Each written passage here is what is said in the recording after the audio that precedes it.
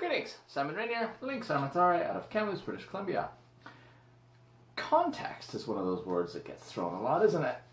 It's something that comes up all the time. Hours of video, hundreds if not thousands of pages, both digitally and otherwise, have been devoted to the word context, especially relevant when it comes to swordplay, because swordplay is something that's rife with context.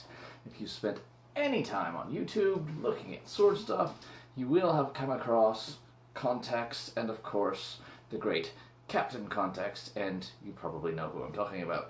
So, with that key phrase in mind, what does that mean? So I came across a video ages ago now, but I've never been one to strike when the iron is hot, about someone was positing some sort of metric to measure the best sword, posing that it was indeed possible to scientifically calculate which sword is best. Taking a bunch of measurements, plugging them into some sort of computer, and coming out with which outperforms all others. Now, the main problem with this is they were primarily focused on damage potential, thrusting, cutting, that kind of thing, which is fine for a ranged weapon, perhaps, but even then falls rather short. When you're dealing with swords, and I apologize deeply if I'm misrepresenting this, but damage potential is not enough. There's this show, terrible show that I cannot stop watching, Deadliest Warrior, where they would pit two rival cultures against each other, test out a bunch of the weapons, and they were all, again, almost exclusively based around damage potential. This sword outperforms this sword because it does more damage to this ballistics gel torso we have. That's not good enough. You have to look at things like defensive qualities. For example, if we take two comparatively similar swords, a medieval-style arming sword versus, for example, a Renaissance-era basket-hilted sword, the defensive potential is immediately apparent in this sword over the other one. My hand is far more protected in here than it is with a simple crossguard. That's also important. Given all else is equal fight between an arming sword and a basket-hilted sword, I'd put my money on the basket-hilted sword. Simply put, it does the job it needs to keep you safe a little bit better than the arming sword. If we add in other factors, of course, that doesn't matter. And this is where context comes in. Yeah, I can figure out which sword is best damage-wise. I can figure out which sword is best defensive-wise, but that's still not going to give us the whole picture, because it's going to depend endlessly on where we are when we're using the sword, what we're doing, what we're fighting against. A perfect example of that is the rapier. Has a heck of a lot of reach, but it doesn't do so well when there's multiple opponents involved. Do we have to deal with more people? If so, I tend to prefer a shorter sword. A long sword, for example, is better when you're dealing with armor as opposed to a rapier. There's a lot more options involved.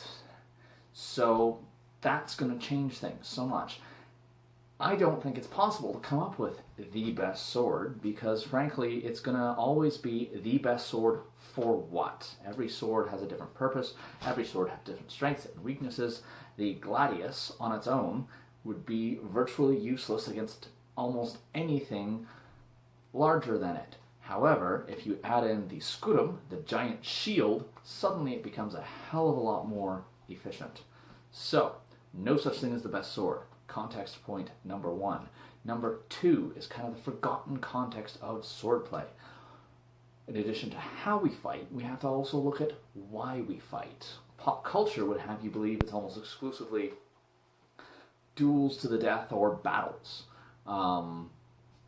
There's a lot more involved in that, though. Swords were historically used for self-defense, of course, and that's, again, going to change what kind of sword you want, but more than that, it's going to change how you use it and what you want to carry. In a battle, in a duel, these are pre-arranged events. You know where you're going to go to them.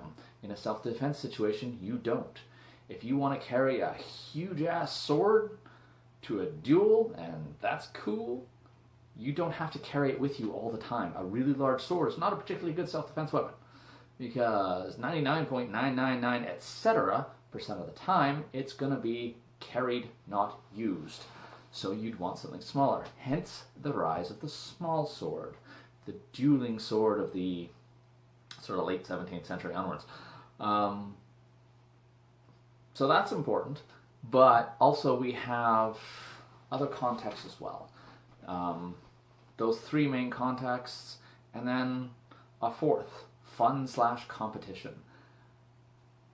Some people seem to think that's a modern invention. No, sword fighting has always been fun.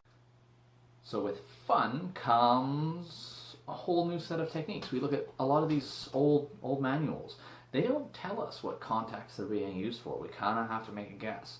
A lot of the later German stuff, for example, outlaws things like thrusts. And thrusts are incredibly, incredibly deadly. So if you're doing things for fun with a training sword that doesn't flex super well, you probably don't want to use a lot of thrusts. So was that system used for sport, shall we say? Probably. Maybe.